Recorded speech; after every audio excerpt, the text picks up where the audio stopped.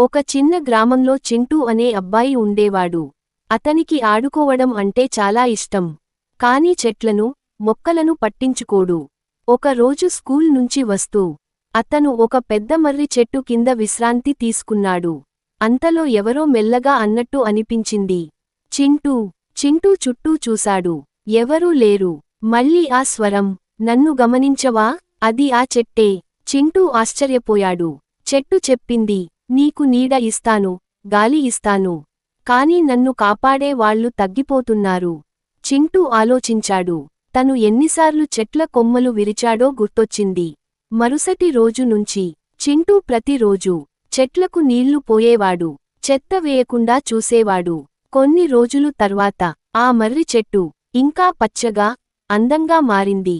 ఒక రోజు చెట్టు నవ్వుతూ చెప్పింది, నువ్వు మారినందుకు ధన్యవాదాలు. చింటూ నవ్వాడు. అప్పటినుంచి అతను చెట్లకు మంచి స్నేహితుడు అయ్యాడు. నీతి: ప్రకృతిని కాపాడితే ప్రకృతి మనల్ని కాపాడుతుంది.